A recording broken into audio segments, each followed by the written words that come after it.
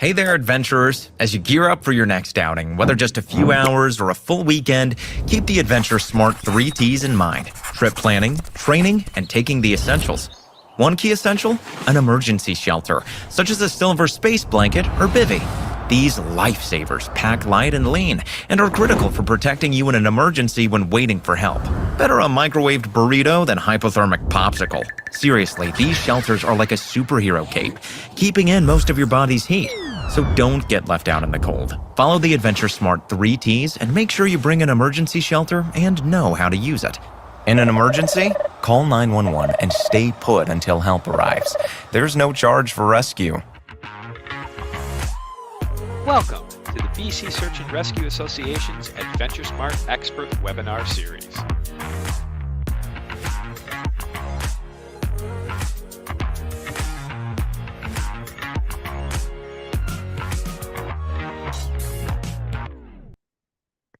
Good evening, everyone. I'm Scott Montague from Coquitlam Search and Rescue.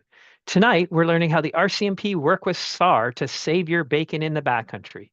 We're joined by Constable Christy Falk from the RCMP, who has temporarily swapped her cruiser for a computer to walk us through the critical link between a 911 call and the rescue team showing up. She's here to help us investigate the mystery of tasking, essentially how the RCMP acts as the dispatchers of destiny when things go sideways in the backcountry. Want to interrogate our suspect? I mean guest?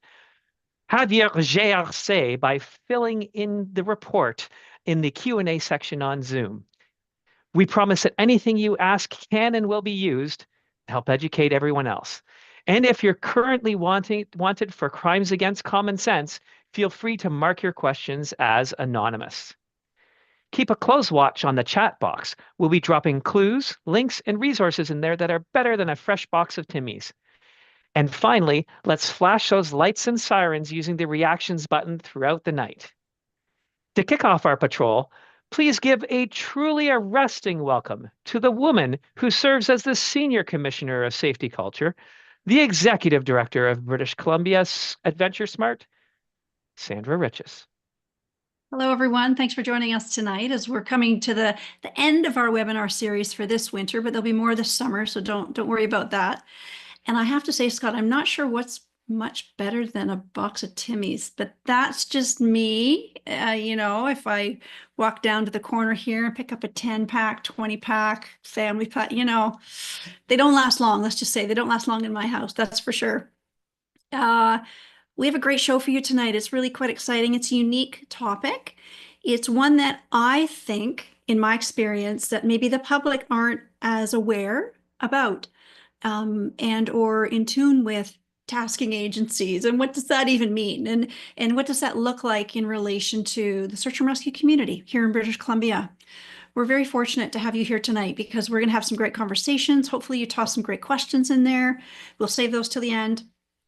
And we can really jump into the thick of it and learn a little bit more about a side of search and rescue that might be not as clear to you as it is to some of us. Some of us eat, breathe, and sleep this, and we can say it with our eyes closed, but hopefully we can clear some mud up for you tonight.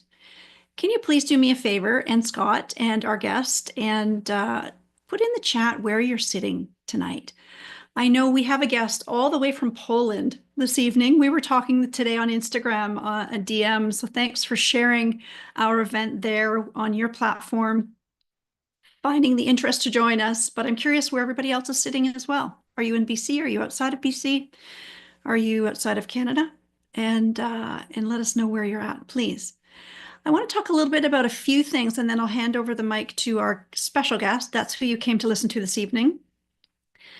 We have 1,960 search and rescue tasks, roughly, every year. There are 78 search and rescue groups in the province of British Columbia with 3,200 search and rescue volunteers who respond to those tasks. On an annual basis, get ready for this number because I like to throw out some numbers.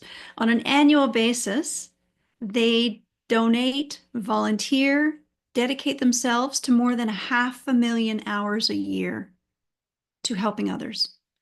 That consists of training, activities that happen faithfully, weekly, response, outdoor education, and just doing whatever they can to make themselves better for you in case you do need them.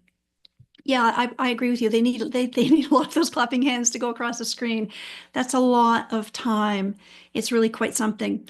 We also know from those search and rescue tasks that happen every year, we know what kind of tasks they are. So if I could ask you to think about this tonight and every time you plan for your future adventures, I want you to think about the reasons for search and rescue in British Columbia. We know from that data, that's those statistics, that the number one reason for search and rescue in BC is injury, usually lower extremity from slips, trips, and falls. So please think about your footwear, traction. How does that look for you? How can you make that as safe as possible for you? The second one is getting lost or disoriented. Are you any good at reading a map? You don't have to answer. It's okay. Can you use a map and a compass together? Can you navigate successfully? Do you know how to see the elevation gain and loss and understand contour lines before you choose to go on a hike and gain elevation? What does that look like for you? So think about getting lost or disoriented, and please try to mitigate that. And the third one's quite unique. It's a little bit more up here, and it's all about exceeding ability. So those decisions you make to do something maybe you're not skilled for, trained in, prepared for. Let's think about those before we head out. Please stick around to the very end. We do have a giveaway for you. We have a lovely book called In Search of Recognition, the story of search and rescue in British Columbia by a well-known figurehead in the search and rescue community here in BC, Mr. Jim McAllister. He is one of the founders of the Adventure Smart program here in BC, and he's written a few books now. He's in his volunteer retired time. He's now an author, and we have a prize to give away at the very end, so please stick around for that. Our guest tonight, Constable Christy Falk, began her RCM career in 2021 and is posted in North Division in the Cariboo region located in British Columbia. Throughout her service, she has worked closely with search and rescue, strengthening her operational coordination between agencies. She has completed the RCMP Search and Rescue Commander course, further enhancing an already strong search and rescue skill set. Christy's search and rescue involvement began in 2014 with Central Fraser Valley Search and Rescue and continues today.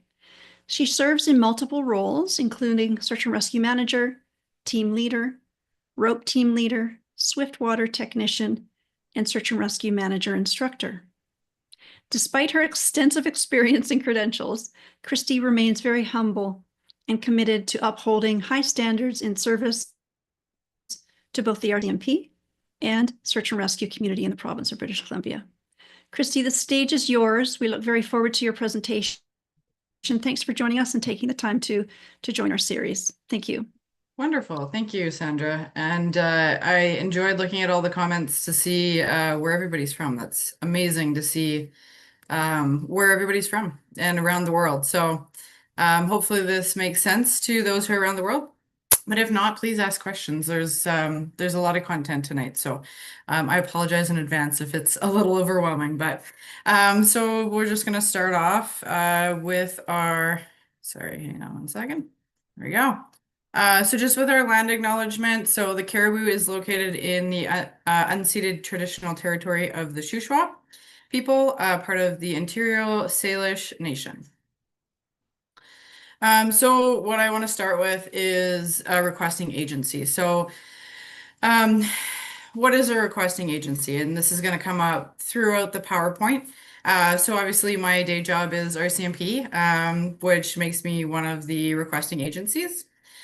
So I just want to go through kind of what a requesting agency actually is. So an agency is the authorization that can call out search and rescue. So if you're not aware, you cannot call search and rescue. You cannot call a line to access search and rescue. A lot of people think that you can, which obviously would make sense since it is a emergency service. But because it's a volunteer service and the way that it is not set up that you can call search and rescue directly. In some ways, that can be a good thing. So what usually a okay, sorry, I won't go too much into this yet till we get to that slide. Get kind of excited about this, but so basically what a requesting agency will also be is going to be your search and rescue commander. So throughout the presentation, I'm going to say SAR a lot. That is search and rescue, just for anyone who maybe doesn't understand that acronym. So you would have your SAR manager, and they typically would come from your team. And then your SAR commander would be one of your requesting agencies. So whoever is requesting search and rescue to come and assist them. It is called a unified command structure. I'm not going to go too much into this, but basically you are working together to do this search or this rescue, whatever it might be. That does not mean that just because the requesting agency is part of the structure, that they have the same roles as what a SAR manager would have. So we'll talk a little bit about the difference of those roles as well. The interesting thing about requesting agencies is that they don't necessarily need any search and rescue training.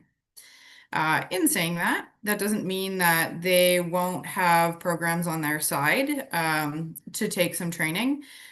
A lot of our requesting agency or the requesting agencies are, how do I say, when we're in one emergency service, we seem to like to go across the board and do multiple emergency services. So likely your requesting agency will potentially also be a SAR member, so they might have some experience.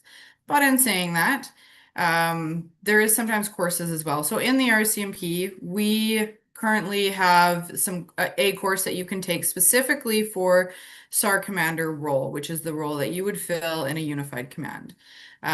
This is not a mandatory course, which I'm definitely hoping will change in the coming years, but at this point it is not mandatory. So you don't necessarily have to have this course to be the other half of that unified command structure. So in saying that, I have been lucky enough to take that course, which is great. And then usually you get put onto a list after that of who is actually certified as a SAR commander when they need somebody a little bit more experienced than your regular officer on the street. I think I've covered that off pretty well. So the next question is, who are the agencies that can call out SAR? So we are requesting agencies. Who are they? So obviously police were one of the biggest requesting agencies for search and rescue. We do the most volume of calls when it comes to search and rescue requests. So Royal Mounted Police, I mean, any municipal force, so that could be, again, we're in BC, so take that as I'm speaking, but Vancouver Police Department, Surrey Police Services, right? So there's different municipal forces that have the same powers and can also call out search and rescue. BC Ambulance Service, that's another big one that does a lot of calls. So if you get injured somewhere and you call for rescue, a lot of times that will go to a BC ambulance person, and then they will have a crew assigned to that. Fire services, so we do so as the police, we do a lot of especially in this area, I should say, the Caribou, a lot of like fire related stuff. We have a lot of wildfires up here. And just due to that, there's a lot of evacuations and a lot of things that come with that. So the RCMP does not have the capacity to go and hand out 200 notifications to the people in this area to evacuate. So in that case, we would call out search and rescue. Wildfire services is usually involved in that as well. And there's usually a bigger command center where it all runs out of. But yeah, so that kind of covers off that. BC Parks. They also can give us a call, give search and rescue a call. Sorry, I've got two hats here and I'm trying to stay in my lane here, but, and then coroner service. So coroner service, which is probably not one that most people would think could call out a search and rescue team. It's not very often that they would, but a coroner service would call out a search and rescue team if there was something to do with usually, obviously, a body recovery. Typically, RCMP, we investigate deaths. So typically we are involved. So you would likely not get the coroner to call out search and rescue, but it is a possibility. They do have the power to do that. All right, let's move on. So when I call for help, what happens? So we'll go through kind of the steps of what happens. So calling for help could be you calling from your cell phone saying, hey, I'm lost. I don't know where I am. It could be your friend calling saying, hey, my friend went out earlier this morning. I haven't heard from them. They're supposed to be back for dinner. They're not here. It could be an SOS beacon. There's so many different ways that this call could start. However, we're going to go through and start from the beginning. So let's say a call goes in to 911. So if you have somebody who is lost or missing or injured, 911. That's what you're going to call. Okay. You're not going to try to find a SAR team and call their phone number and see if they'll respond. That is not who's going to respond. You're going to call 911. So you're going to start with the dispatch center. And then from there, they're going to probably ask you, okay, who are you looking for? Are you looking for fire, ambulance, police? You are not looking for search and rescue at this point. You are looking for whichever organization fits what your emergency is. Again, typically it'll probably go to the police. And even if it goes to a different, like BC ambulance, a lot of times police will still get a copy of that and get attached to that same file as well. So then like I said, you're going to get directed to the appropriate agency. So then that dispatcher is going to take all of your information. They're going to take your situation and they're going to do as much as they can on the phone just to get a dispatch done for either crew, if it's BC ambulance, or for us in RCMP. We create what's called a file, which then gets dispatched to the members. So they're going to first figure out what area you're in, because that's going to be pretty important. We need to know where to start looking, or we need to know where we're going to send help to. So figuring out the area is going to be something that typically dispatch can do. Once they kind of figure out the area, then they're going to send that to whichever emergency service in that area needs to know about it. So from there, you're going to, hang on, I think I've covered, oh, did I go too far?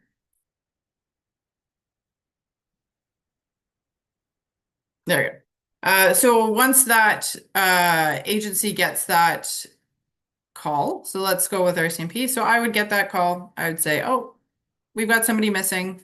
Definitely going to have to get search and rescue. I don't have the capability to go with me and my one coworker that I work with to go and look for this missing person who is somewhere in the middle of the woods that I don't know. So from there, then I'm going to call emergency call center. So later on, I will probably say this in an acronym, but it's called ECC. So the emergency call center is basically what's going to be the dispatch for search and rescue. Surprisingly, it's not the same as our dispatch. So it's totally different centers. So we're going to call that dispatch center. We're going to tell them what we need. I'm going to say, hey, I've got a missing person. I don't know where they are, but I do know that they're in this area. That's what the friend has told me. And so from there, they're going to assess and see if that makes sense to call out the SAR team. So they say, yeah, that makes sense. We're going to call out the local SAR team. So they're going to reach out to that local SAR team. And that search and rescue team's manager is going to get the call. Again, the search and rescue team, management team, they vary in how they receive calls. Every SAR team is very unique, which makes SAR a pretty cool organization to be a part of. But yeah, so with that, your manager is then going to listen to what the call's about, and they're going to then reach out to your SAR commander, which is your requesting agency. So in my case, it'll be us, the RCMP. So they're going to reach out to us and they're going to typically start asking more questions, right? They're hoping that we have more information about the subject. Maybe we have a name, maybe we have description, maybe we know what they're driving. Maybe we have a better location than what they got from the ECC call center. So these are things that we're going to start working together on acquiring.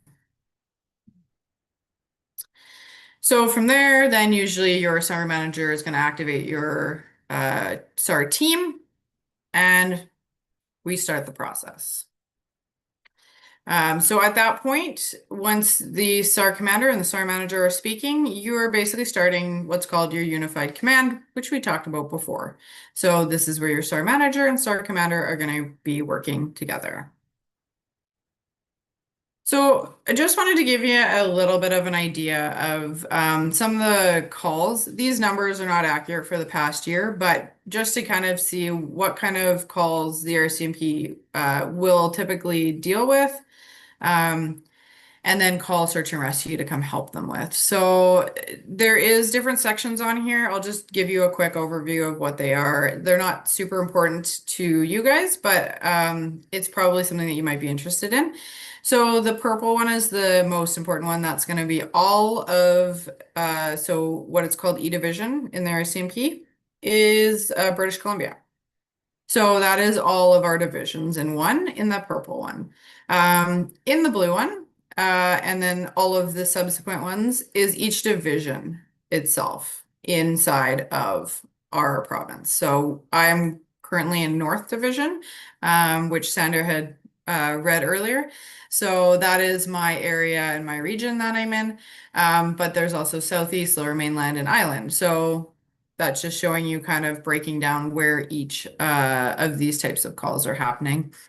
Obviously, Lower Mainland, because we are the most populated in the Lower Mainland, that has probably the highest call volume for RCMP and for search and rescue. So just starting top to bottom, I'm sure you guys have probably read, but hikers are going to be our biggest call for RCMP. Lost hikers, right? We know Lower Mainland that it's a huge place for outdoor adventurers to go and hit the mountains, and you can see it from Vancouver. So you're sitting in your apartment in Vancouver and you can see the mountains, and of course you want to go hike them. So I mean, I don't blame anybody for wanting that. But in saying that, that does bring up our call volume just for the fact that a lot of people aren't prepared, which is why I really appreciate everything that BC Adventure Smart is trying to do to educate people. It definitely is something that is, you know, definitely a weight on the RCMP and with search and rescue, right? To have people out there who are not experienced, and just as much as, you know, SAR wants to bring home people alive, so does RCMP, and that's always our goal, is to bring them home alive. So yeah, so some of the other ones on here, we've got a couple different types of water calls, vehicles, so usually four-wheel drive vehicles. Surprisingly, we do also deal with despondent and dementia patients where we are going to be calling out search and rescue for. For these ones, I'll get in a little bit more later, but there's some high risk stuff. First off, on the person that we're looking for. So the person who is despondent, or the person who has dementia, there is a lot higher risk to them. So in the RCMP, we have our own qualifications that we have to go through and just kind of check off and see, hey, does this person meet a high risk person? And those two are typically on the high risk person. So yeah, so that's also something that I know search and rescue, we have to consider for search and rescue. So with high risk, which I'll get into a little bit more, can also bring high risk to your search and rescue volunteers. And since RCMP is there to make sure that we're protecting not only the public, but also our SAR volunteers that are coming in to help us, it is something that we have to be aware of and we have to make sure we consider. So yeah, mountain bikers, we're seeing more and more of the mountain bikers coming out of lots of different places. There's lots of trails getting built. We've seen a lot of that. Yeah, and some of the other ones you've probably looked at as well. So we're just going to continue on to this one. So those colors from before, if you look on the right-hand side here, that's the divisions. So the green one is the biggest, as you can tell. That's currently what I'm in, which is North Division. It covers a lot of land. It doesn't necessarily cover a lot of people, which would kind of make sense for the areas. So again, just going to bring up some more stats from just from the RCMP side of what we have. So this is going to be a whole fiscal year from 2024 to 2025. Again, this is a fiscal year, so not necessarily representing a full year. So total land and inland water, inland water SAR is going to be 1,967. For SAR instance attended by RCMP, 1,442. So, like I said before, we definitely do ask for help in body recoveries. Sometimes it's, hey, we're searching for somebody and we need somebody to maybe once they found that body to extract that body. Or sometimes we know that somebody has passed away and we know where they are, but they're not easy to get to, and we just need help getting them out. So in this last stat year that they're looking at, there was 18 body recoveries that we asked Search and Rescue to help with, 5 evidence searches. So something that we also will ask for as the RCMP is sometimes if, say, we have a file with, let's say, a shooting and we're looking for bullet casings, it's probably a pretty easy one if you can think about those casings are tiny. But now that's happened in a grassy field with tall grass. So that's where we might say, oh, well, man, we don't have the ability to find these 20 bullet casings. And we would bring in Search and Rescue, and then they would help us find evidence. And that ranges from a huge range of things.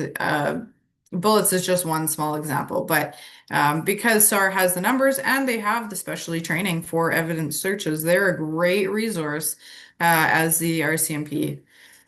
So community evacuation. So again, like I talked about, fire evacuations, that's pretty common up here in the north. For some reason, all of our forests want to burn. So a lot of people definitely worry about their houses, but we also need to make sure that they get warned that it's not safe to stay in their house. So there was 22 community evacuations. So that would have been actual like full communities that would have been evacuated. And then 7 animal rescues as well that we've called for help for. So just some more stats because we love stats. So Lower Mainland District, 467, Island District, 232, North District at 202. And then our final one is at the bottom there, Southeast District. And my sharing screen is currently over that number, so I apologize for that. At the end of the day, though, 1,427 incidents in total. So 70% of GSAR activations are requested by the RCMP.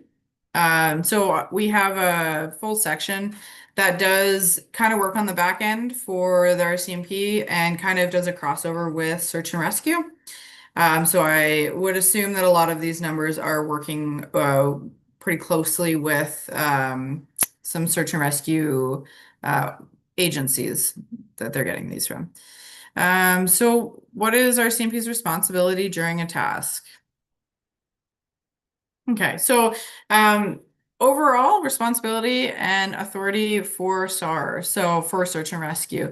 So since we are the tasking agency, we are the agency that will be calling out Search and Rescue. That also means that we are the agency that could shut down the search at the end of the day if we said, hey, we're done, we don't need any more, let's shut this down. But we take responsibility and authority for that Search and Rescue task. That does not mean that we're doing it alone or making all the calls for this task.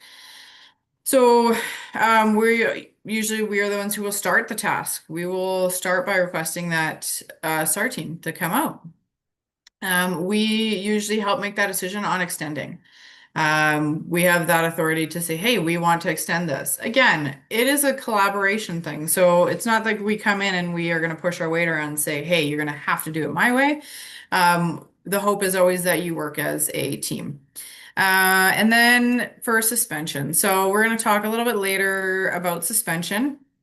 The obvious one is suspension is going to happen when you found your subject.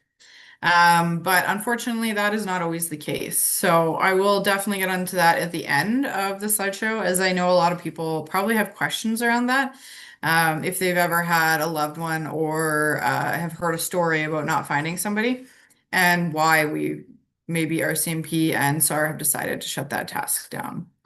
All right, so we are also going to be contacting EMCR, which is the Emergency Management, I believe it's critical response or climate readiness. There we go. Been a while, a while ago. I just call it EMCR. So ECC, like we talked about earlier, is that emergency call center. And so that SAR manager is going to be the one who is responsible for initiating that GSAR group or that SAR group. So the investigation of an incident is an ongoing thing that's going to happen throughout the entire task. Obviously, it starts with us. RCMP, we usually start investigating well before we call out a team. We usually have to assess if it's safe to bring in a team, whether we need a SAR team to come in, and what it is we're actually dealing with. So at the end of the day, like, we are going to continue investigating always, but the SAR manager will typically also investigate. As the RCMP, we are typically investigating for criminal or motor vehicle act reasons to see if that's part of why this person is missing. With a SAR manager or a SAR team, they typically aren't looking for the criminal side of things. They just want to find this person, right? And get them home to their loved ones. So because of that, sometimes our investigations are a little bit different. So yeah, that's kind of one of the big differences that you'll see, but there's always going to be a continued investigation going on. So, like I said, we're going to determine if the activity is criminal involved or motor vehicle, or maybe there's something else that's involved in there. Maybe it has to do with poaching or something to that extent. But this is going to be something that we're going to be looking at as we investigate this. So we're going to advise the SAR incident management team of any safety concerns regarding the subject. So we kind of touched on that a little bit earlier. That is also one of our roles that we actually have to fill, is make sure that that team is safe. So we are going to also, because we have lots of resources in the RCMP, assess if we can bring in resources that are going to help outside of search and rescue. We have PDS, which is police dog service, air services, TAC troop, and a whole bunch of other services, which I will definitely make sure I mention farther down here. But that's something that we're going to also make sure that we assess when we're doing this. This is something we'll probably work with a search and rescue manager with. It's typically not something that we will only do on our own, but that is something that we can bring to the table. We are going to maintain liaison with the SAR manager during the task. So like I said, as much as we are considered unified command, as an RCMP, I'm probably not going to be standing in the truck telling you what search tactics to use, because that is not my job. And as an RCMP member, I don't actually know what search tactics you're going to be using or why. So really, at the end of the day, you're going to, as a RCMP, you continue to make sure that you have that communication. So usually if it's check-ins, sometimes if we're lucky enough to not be called to a million calls at once, we'll try to keep an RCMP member there. So I would love to stay on scene and stay with that SAR manager and then work away at my tasks that I need to do. Not always possible, but if possible, that is the best way to do it. the end of the day, we have to maintain that line of communication with that SAR manager on an ongoing basis. So we're going to participate in SAR briefings and EMCR coordination calls. So depending on how long this goes on, we may have to actually be involved in ongoing planning meetings, ongoing coordination calls, things like that. So that's something that the RCMP would also be well involved in. So we're going to evaluate our task process. That's something that we're also going to be doing.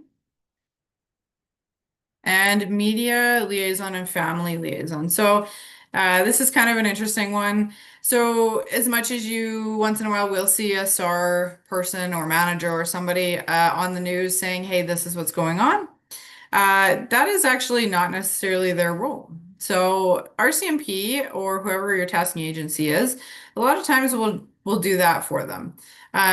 Because at the end of the day, RCMP is the one who has called out the search and rescue team to basically take that on. We also know what kind of information we do and don't want to release to the public, especially if it's an ongoing investigation that search and rescue is helping us with.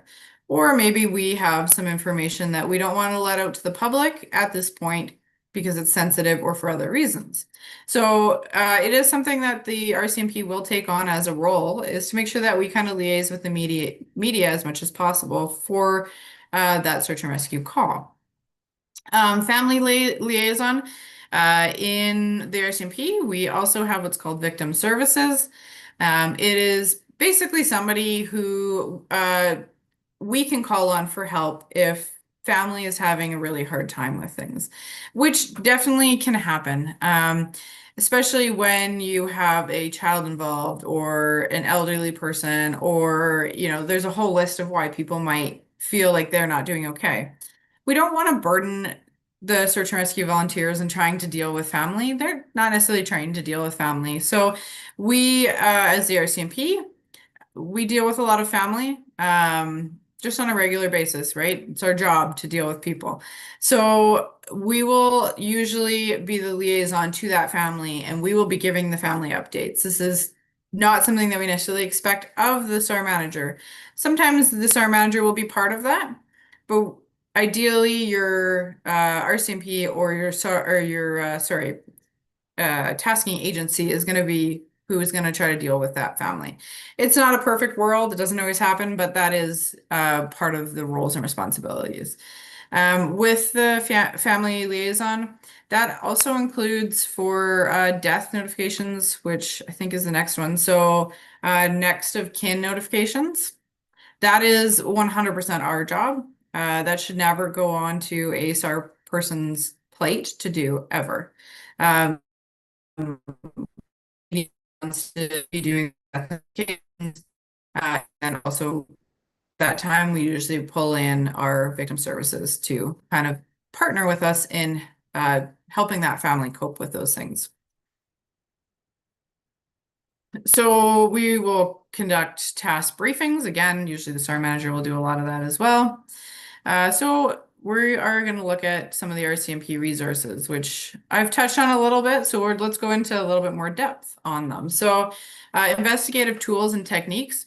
There's way more than what I have on here, but this is just probably the quickest and best version I can give you to give you an idea of what some of the stuff we have access to. So our police databases. So any call that comes in, we record a file of what that call is. That database is huge. We have it all across the country. And so we have access to that. So we can look and see, has this person ever called the police before? And it'll be in that database. CPIC, which is just a fancy name for another Canada-wide database, and that will give us more information, typically leaning more towards, is this person maybe a threat to searchers going out, or is there more to this story than what we're not seeing at this point? So it'll be things like if somebody has a warrant for their arrest or if they're not supposed to possess firearms. That's all going to be in our database, and that's huge. There's several other databases that we pull from. We can even pull up driver's license plates that belong to that person, things like that. So we can kind of get an idea what vehicle are they driving, where do they live? Maybe we can go and talk to a family member there, things like that to continue that investigation. Cell phone providers. So we will typically, if we have somebody lost and we can justify it, we will typically do a cell phone ping. So basically getting the cell phone company to go out, try to give us a coordinate of where that cell phone is, if they're even in cell range, and then get that back to us.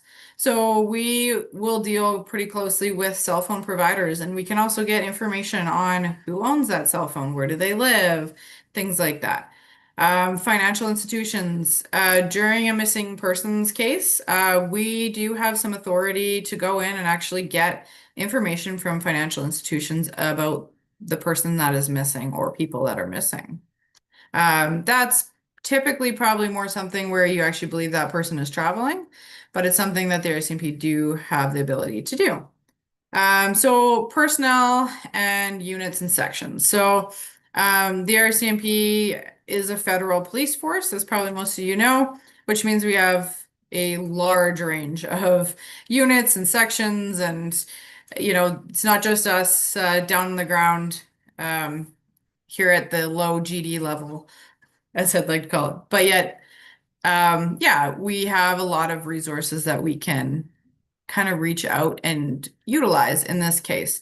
And I've been a part of some of these for sure.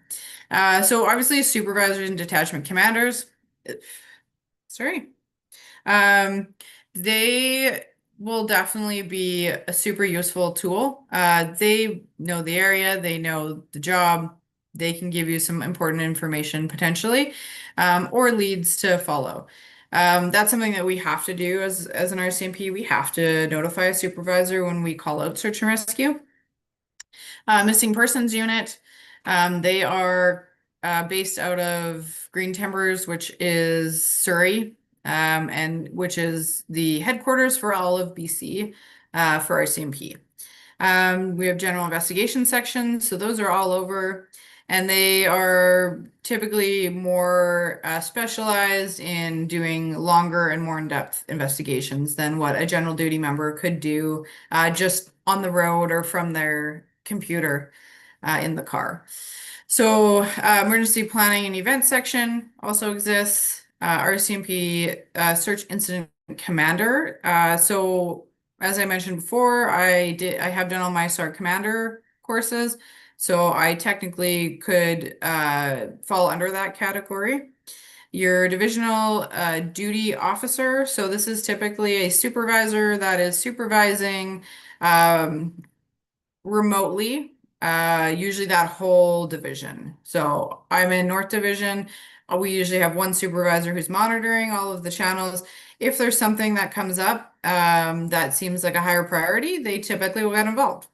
They also are a really great resource to ask lots of questions to if you have questions, because they are typically somebody who is a higher rank and has been in the organization a fair bit of time. So EDIV, like I said before, is British Columbia. So the British Columbia SAR liaisons and SAR coordinator. Like I said, there's a unit that works in Surrey as well, in our headquarters, that is SAR specific. And so they are a great team to reach out to and work with. And I've definitely been able to have a lot of contact with them, and they're a great unit. So, okay.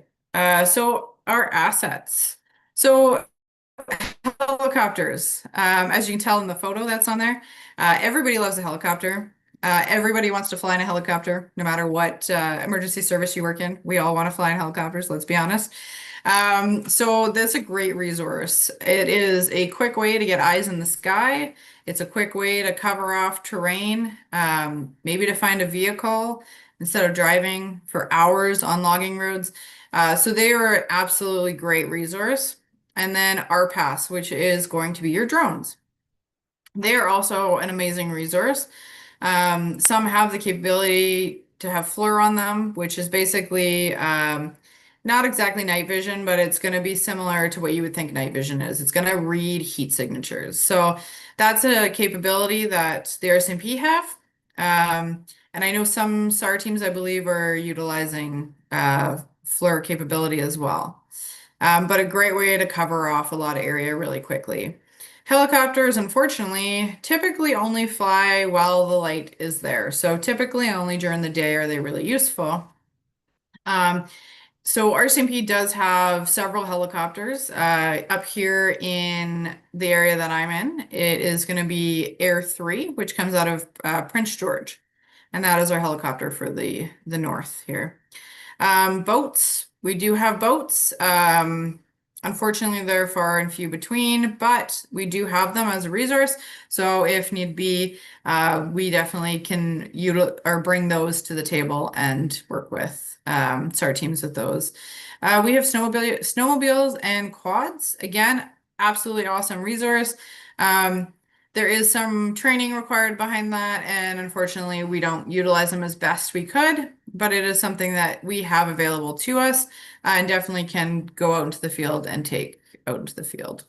So let's talk about specialist sections. So we've kind of talked about some of the investigative sections that would be super useful, but let's talk about now some other sections that might be utilized. So we talked about police dog section. So police dogs work kind of hand in hand with search and rescue in the way that typically the police dog is going to be your first line of defense when it comes to bringing in dogs into the field. Police want to be the first ones to have a crack at finding a scent.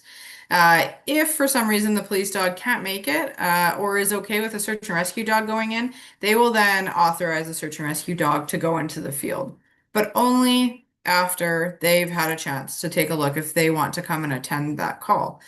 Great resource, definitely for tracking. They're a great dog for tracking. Again, there's lots of factors that may or may not make it useful, depending on time, weather, and things like that. TAC troop, and I don't know if it's on here. No, it's not. So TAC troop and then ERT, which is going to be our emergency response team, kind of like a Canadian version of the SWAT team from the US. But those teams are going to be kind of more specialized teams when it comes to like tactical stuff, especially involving weapons or things like that, which is something that sometimes we do have to deal with. Underwater recovery team, so that'll usually be a dive team, or they will have cameras that they can go down on. We also have that. And then air and marine service. So we have, like we'd gone over, the helicopters and different services like that. Media liaison is a big one. Again, not as well utilized as we should be using it, but it is definitely a service that we have. And then victim services, which I touched on earlier. Okay, key considerations for SAR being dispatched. So this is where we get into kind of our high risk stuff.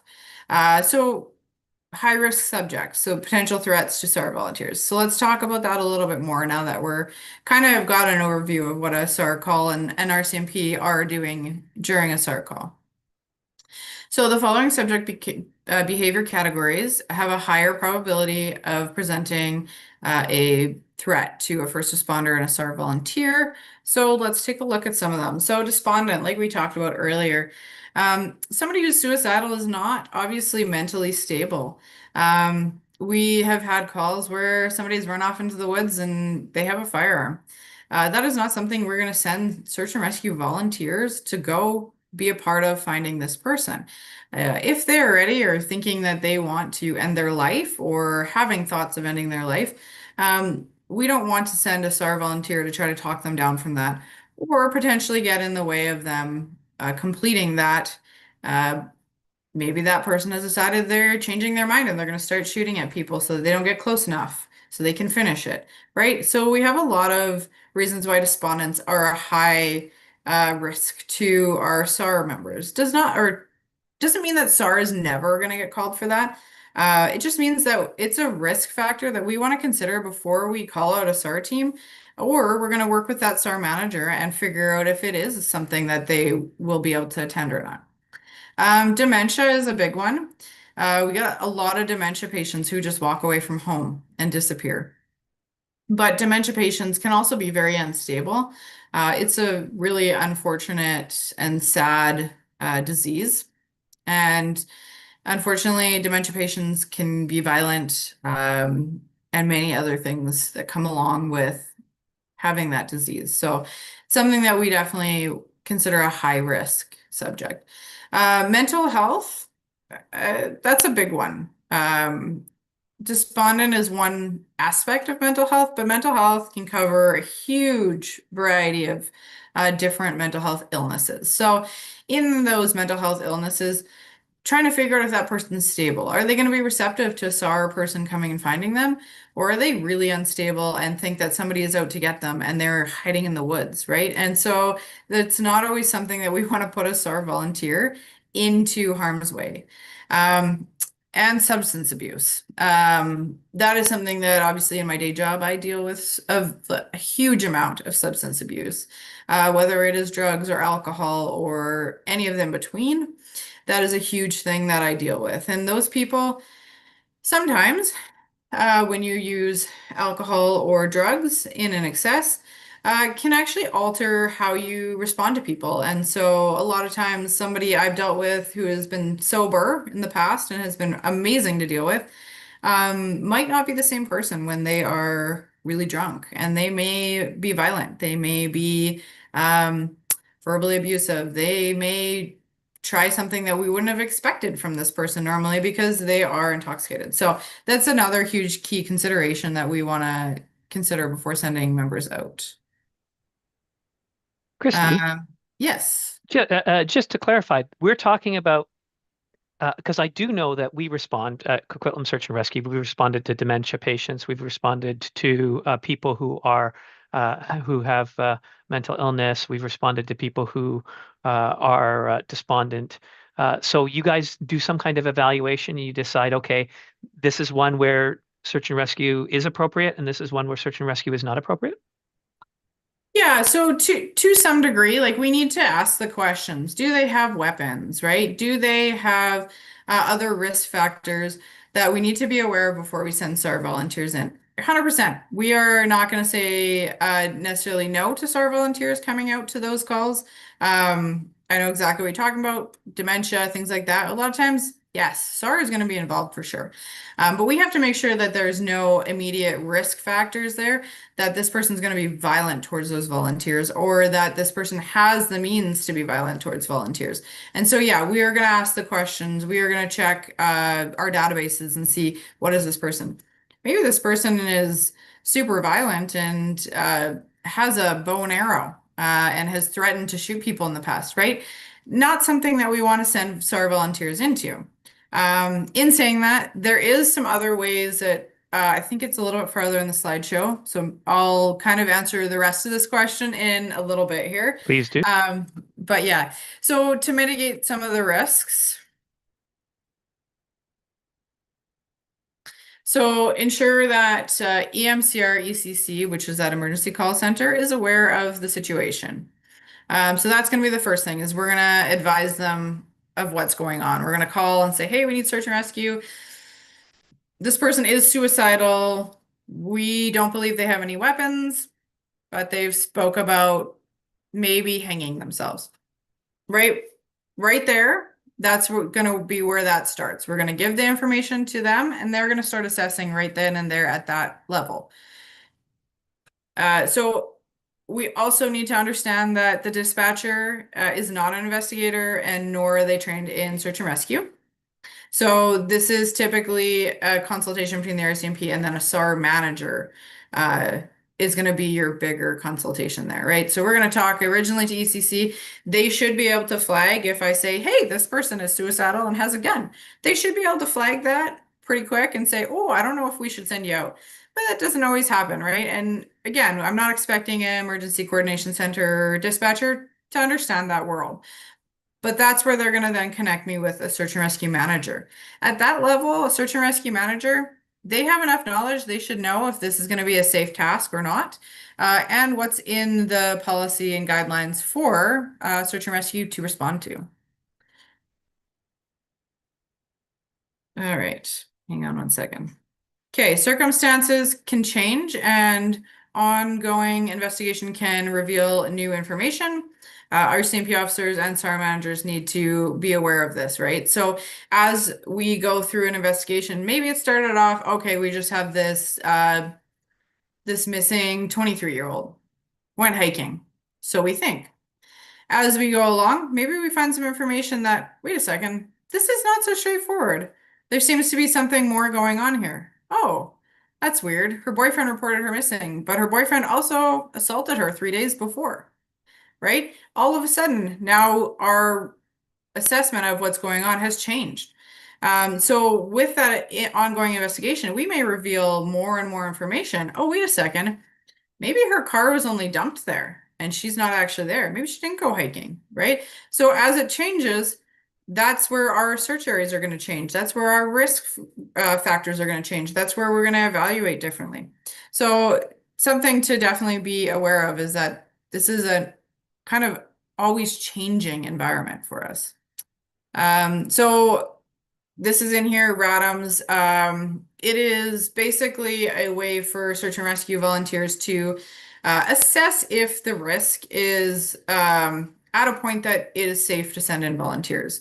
I'm not going to go too much into that, but it's a tool used for that.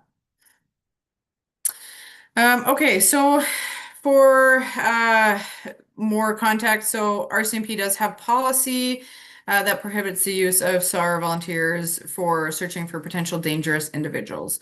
So we do have our own policy on some of this, which is good. So like I said before, armed. We are not supposed to be calling search and rescue for an armed person for obvious reasons. A violent individual. So if we know it's somebody who is going to be violent with police or any first responder, maybe they're violent with ambulance attendants in the past, right? We might have a history of that. Maybe that's not something we want to expose search and rescue members to. Engaged in criminal activity. That's a huge one.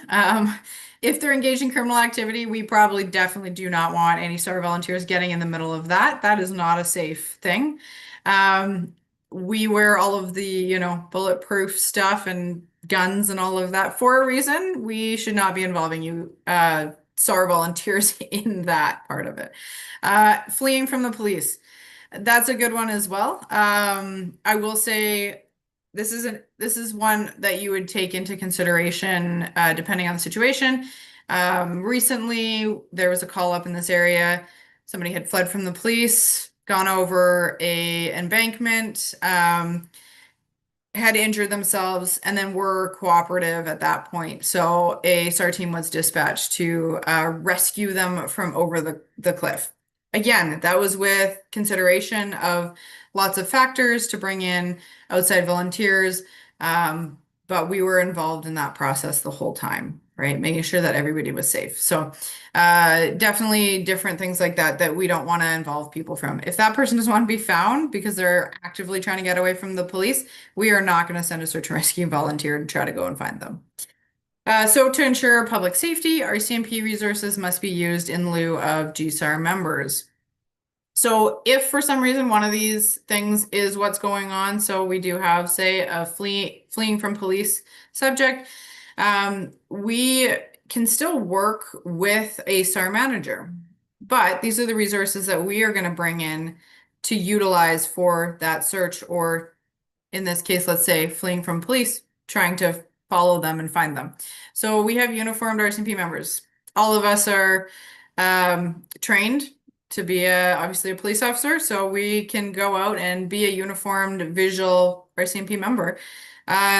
Police dogs section. So again, if we need to track somebody because they've run into the woods, we do have that capability, and that dog and dog handler are equipped to handle somebody who is trying to flee from the police. TAC troop members and emergency response. So like I said before, right, those tactical teams that can go in and be fully prepared for what this person might be kind of bringing, right? If they've got weapons, if they got things like that, these members are trained to deal with that. All right, so RCMP may request consultation with a SAR manager. So I kind of touched on that for remote access. So things like knowledge of the area, it could be mapping, it could be search tactics, it could be planning. There's so many things that as a SAR manager that they can bring to the RCMP to utilize. So just because they can't send volunteers in the field doesn't mean that we are not going to utilize a search and rescue volunteer in some of these things. Okay, so let's talk documentation and privacy. As the RCMP, we obviously are in charge of making sure that we safeguard our information in Canada. All SAR documentation procedures during SAR incident need to be submitted to the RCMP for privacy and secure storage considerations. So at the end of the day, your tasking agency, whether that is RCMP or BC Ambulance or whoever, is ultimately responsible for that task. So as an RCMP member, when I finish a task with SAR team, ultimately I want that documentation so that I can put that into my file and say, here are the maps, here are the things that they've sent me, say where they've searched and what they've done. That should all be in my file. We may require documents for disclosure, court disclosure. So let's say down the road, maybe we didn't think this was suspicious, didn't find the person though. Oh, found the person. All of a sudden, all of that information about that initial search is actually really important because now we figured out, oh, this is actually a criminal investigation now. So there's reasons why we might need that for court, or just for further investigation. So in our area, we've had somebody missing for, oh, I want to say maybe almost a year now. And so that has been an ongoing investigation now for a year. So bringing in those search and rescue documents may be crucial for that investigation team to look at and say, hey, what areas were covered? Ooh, what areas have we maybe not covered well? Oh, this SAR team covered all these areas super well. Oh, we didn't really talk about these areas or cover these areas for looking for this person. So it can be really a huge tool when it comes to missing persons cases as well for further investigation. So some of the documents, just so we can talk about it, is so hard copy ICS forms. So it's going to be all of the documentation that that team would be making as they go through that SAR task. I know a lot of teams have moved to electronic versions of this, and so we would still want a copy of those electronic forms. Those same forms, just different formatting. Anybody who makes notes. So as a SAR volunteer, you should be making actual handwritten notes in the RCMP. We do them all the time. It's exhausting. Sometimes I don't want to make notes anymore. But we have to. We have to document what we're doing, right? And it needs to be written still. They still want to see what we're doing and our reasoning behind things, or what time we were there, or who we talked to, or what place we went to, where we seized that clue. They still want that in court. So we have to be able to make sure we document well. So as a SAR volunteer, we expect them to do the same thing.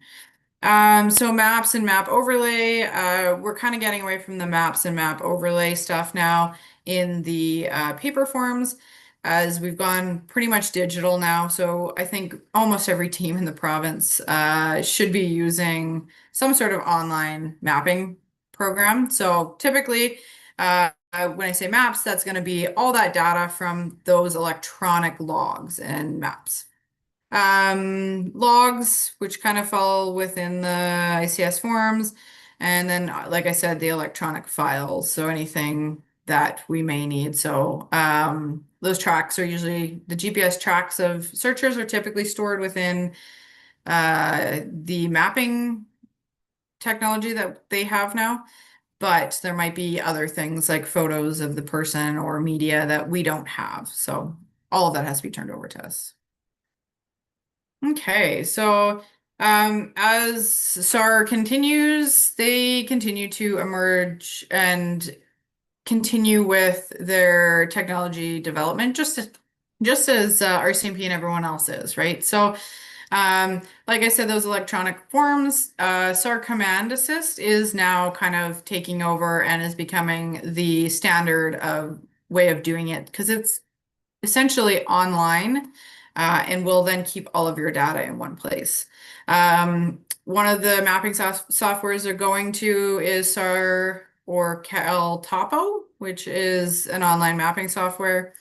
Artemis and LifeSeeker, which are both essentially can help with cell phone tower, basically airborne cell phone towers, and can try to reach out to find phones in the area. I'm not going to get too much into that one. So information provided by the RCMP and used during SAR operations must be considered. So it is the federal and provincial privacy policies. Third-party info sharing is something that we have to make sure that we are considering. The impact to communications and or other infrastructures. Data storage, retention, and security protocol, including breach or loss of information.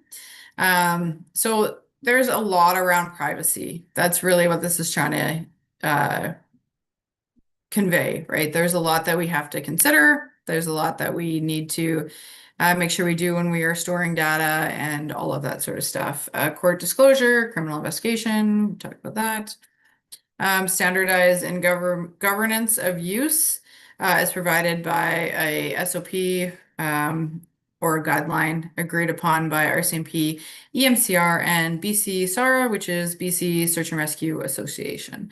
There is a current committee that meets with all of these partners being a part of to talk about these things, right? And RCMP has very strict privacy laws. We have to make sure that our data is stored in safe places, which usually means it has to be stored in Canada. And so these are some of the considerations that have to be kind of brought to before these different committees and stuff to have that conversation and see how do we make sure that we are protecting not only individuals who are involved in these, but also protecting our maybe our person we're looking for, our subject, their family members, maybe clues, maybe a criminal investigation, right? There's so many things that we need to make sure that we're protecting when we're looking into creating these different guidelines and technology that we use. So new SAR tech requirements through assessment, discussion, interagency approval before adoption and use. So like I said, that's kind of covers that off. So one thing that I was asked to kind of speak on was search suspension. And this is kind of probably a big one that lots of people have questions on. There's a multitude of reasons to suspend a search. Obviously, the obvious one is your search is done when you find the person. But what if you don't, right? And that's probably one of the bigger questions. So this decision is never made lightly by RCMP, by SAR, by anyone who's involved. This is never something that we would ever make a decision on lightly to actually suspend a search. So the SAR manager and the SAR commander usually will have discussed the options.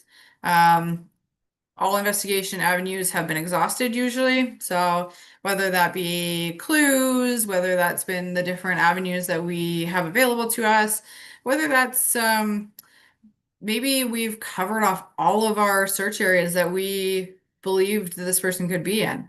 So high and low probability areas, right? We believe that we've thoroughly covered this area and we need more information to continue searching it. All the clues have been investigated, like I said, right? So these are some of the reasons we might shut down a search. And it might be really hard as a family member or friend to hear that. But I will assure you that we are not taking that lightly to make that decision to shut that search down. Some of the other factors, weather is a big one. We have things like rising water, maybe forest fires, right? Avalanche conditions. There's so many things out there that could potentially put our members at so much risk that we don't believe that that is something that we can put a member in, and that a member would even go into because of that risk, right? So it's things that we have to assess. Doesn't mean that that search, just because it's been suspended, is not going to be brought back, or started again. A lot of times those suspended searches will come back again and again, as either more information has come along or they have new clues or new areas. So just because weather might stop this search at that specific time doesn't mean that later on, when those weather conditions change, it's not going to be started right back up again. So risks to searchers change and can't be mitigated, right? So, like we said before, if we're investigating and oh shoot, this person does actually have a firearm. Okay, maybe we're gonna all back off. Okay, well, why does this person have a firearm? Oh, okay, they're suicidal. Okay, maybe we're not gonna go into that, right? And so there is definitely things for the volunteer safety that will shut a search down for the time being until more information can be gained to say that maybe it is safe to bring a search and rescue volunteer back out into. So again, like I said, this decision is never made lightly, and it involves usually a larger team of people. A lot of times it will be more than just the SAR manager and the SAR commander making that decision, right? Where there's going to be a lot more stakes into this, and there's going to be a lot more people from different levels of government that are going to probably be involved as well. And so that kind of brings us to the end. I appreciate that you guys stuck it out and listened to my voice. You're probably sick and tired of it. Oh, I see I went way over my time. I apologize. It's all right. But No, listen, superb information. I'll also point out that we were up to, I think, 10 questions that have been answered in the Q&A already. So please go and read those answers. Hopefully they'll be helpful for you. I do have some questions for you, Christy, just before we get it to our giveaway. I'll only just do a couple here. One, there was a person who was saying that they had a particular instance where the search and rescue, it took a long time for search and rescue to be called out for a person who had a cognitive disorder in the winter, right? And so what I was wondering is, can you get into detail about what are the things that are happening between the time that 911 dispatch contacts the RCMP and then RCMP makes the decision to call ECC? What are the things that you're going through in that time? yeah, absolutely. I'll just start off with saying, like before, RCMP members aren't always super well versed in search and rescue or even their capabilities, which has definitely slowed down response times. Like I say, we're trying to educate, but it's a tough road, especially when it's not mandatory training, which as an RCMP member, you have so much thrown at you. I can understand that it's not mandatory, you won't do it.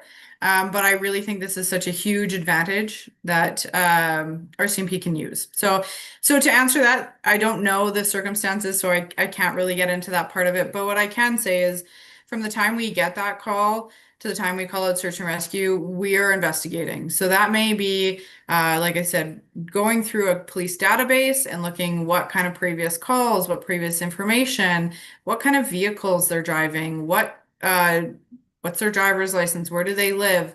Maybe we're even going to that house to go and make sure that they're not home and we're not missing something. Yeah. That can also be interviewing family members, friends, or whoever has called this person in missing. That could be getting data on a cell phone ping. Just because somebody's missing, and this is maybe a bit of a misconception, doesn't always mean it's appropriate to call out search and rescue. If we don't have any information as to narrow down where this person might be, there is no point us calling search and rescue. Search and rescue can't look through like thousands and thousands of kilometers of forest. They just can't. We don't have that resource.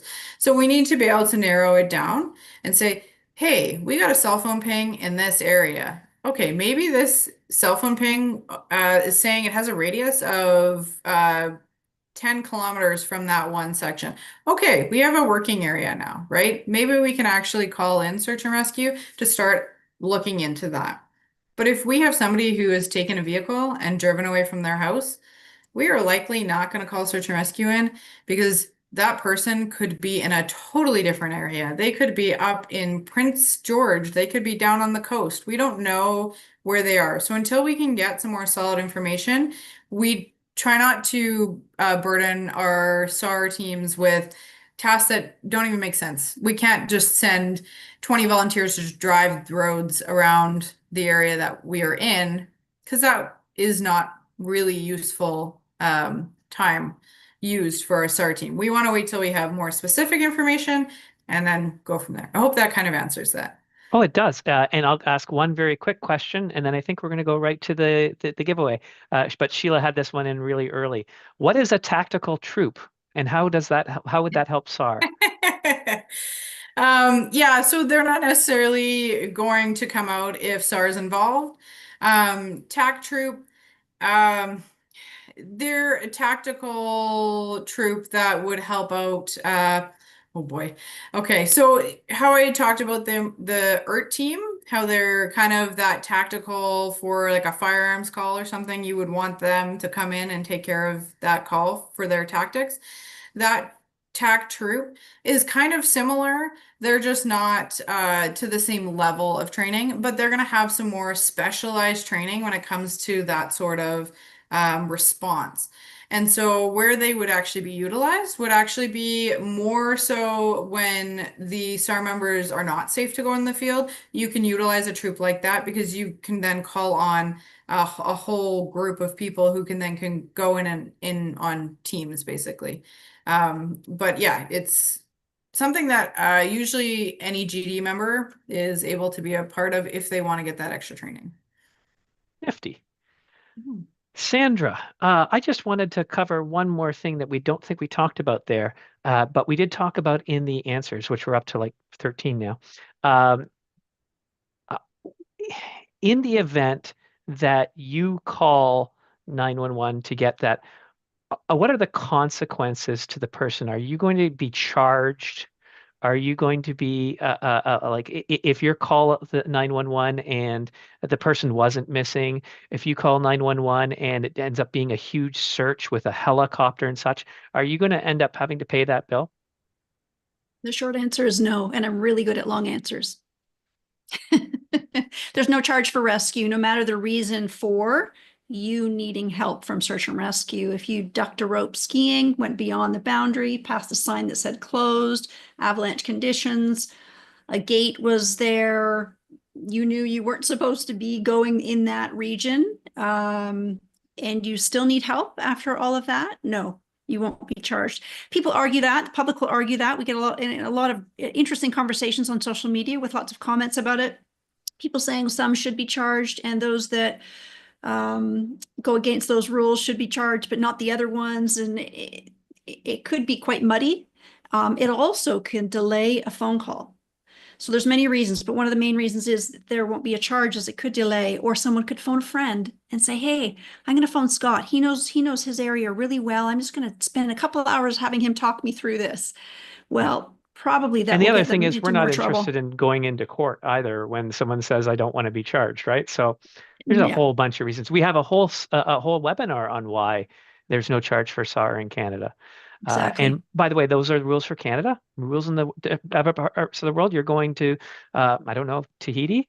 Please look up what's involved in getting them involved in Tahiti. It won't be the same as in Canada, I guarantee you. Exactly. And that last link that I just shared to everyone in the chat included where you can find all of the previously recorded webinars. It's on our BC SAR YouTube. This one will be there as well over the days ahead. That's where you'll find the no charge for rescue webinar as well. We've extended our time with you. We appreciate everyone who stuck around. Christy, you included. Thank you very much for joining us. What an excellent presentation. Really detailed, in-depth, and thank goodness there's no quiz on it because I think I would fail. But there is lots of information in there. Scott, thanks for answering a lot of those questions there to help us get through this evening and leading us as you do here with our production. Quick question for everybody. If you want to play the game and possibly win that book, I want you to get ready in the chat. What we'll need from you is your email and the answer to my question. On the So if same you line. on the same line and in the same part of your chat entry.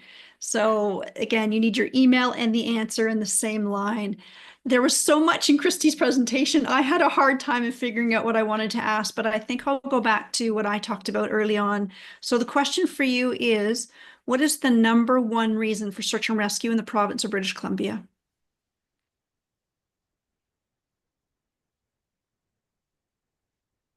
Very good. I see We've already some user groups. We've already got some answers. There you go. I do. The #1 reason for search and rescue in the province of British Columbia, as some people still are answering, thanks for playing our reindeer game, is injury. Lower extremity, usually from slips, trips, and falls. I'll take injury, and we do have a winner. We'll get in touch with you via that email, and we'll get that book to you right away. As we wrap up the evening, I'd just like to say thanks to everyone for joining us. We have one more webinar in this series. It's on March 3rd. And then Sandra gets a fun time of planning all the ones for summer. So hopefully you come back in the summer when we have some sunshine and longer days. But all the best for the rest of your winter, wherever you are experiencing your winter. If it feels like winter where you are, I'm not sure. We appreciate it. On behalf of the 78 search and rescue groups, the 3,200 volunteers, Scott included, and some others who joined us. I saw some SAR volunteers here. Thank you for joining. Thank you for getting informed, and enjoy your next adventure out there. Take care. Bye-bye. Good night. Good night. Good night, everybody.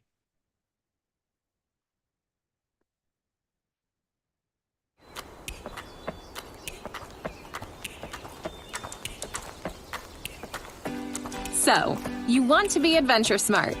Good. But what is being adventure smart? Being adventure smart is really all about taking responsibility for your own safety and following the 3 T's. Got it. What are the 3 T's? What are the 3 T's? The 3 T's are the trifecta of outdoor safety: trip planning, training, and taking the essentials. The 3 T's can vary from person to person, activity to activity, and season to season. But here are some important ways to ensure you are prepared and safe on your next adventure. Trip planning. We could go on forever about this one. Trip planning is an essential step and one of the easiest ways we can stay safe on our adventures. This is something that should be done every time we head into the outdoors, whether for a few hours or multiple days. Trip planning can be broken down into 4 simple steps. Planning your travel route and navigation is about picking a trail or route based on its difficulty that's relative to your experience, ability, and the amount of time you have. Know your limits.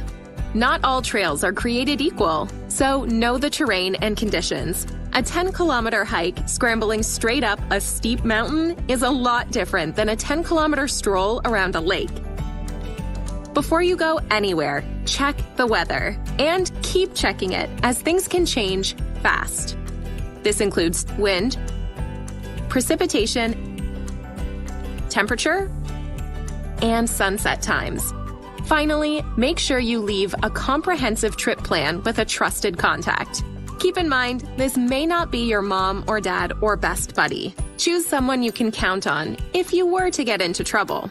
A comprehensive trip plan might be as simple as sending your trusted contact a text or email with key information about your activity, or using the Adventure Smart app, which allows you to enter a detailed trip plan. Training doesn't mean being an elite athlete or being queen of the mountain on Strava. Training is a continuous process of outdoor recreation. It's about developing the necessary skills and abilities to be safe. This might include working your way up to that big summit hike, taking a few courses to expand your wilderness and backcountry knowledge, navigation and route finding courses, or even learning more advanced skills like rescue and emergency training. You have planned and trained. Now make sure you take the essentials. Taking the essentials means packing everything you potentially need to stay warm, safe, and dry if an emergency unexpectedly arises. What if you rolled your ankle or got hurt? What if you got lost and had to spend the night outdoors? Take the time and be prepared to look after yourself. So that's it. Those are the 3 T's. That's it.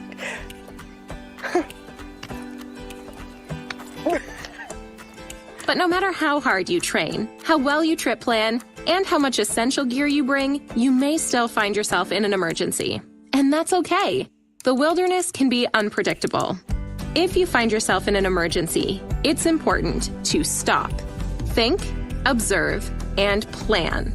Use that essential gear you brought to stay warm, dry, and safe. And contact 911 on your emergency communication device. Remember, search and rescue in BC is free for everyone. Remember, safety is an outcome of good trip planning, training, and taking the essentials.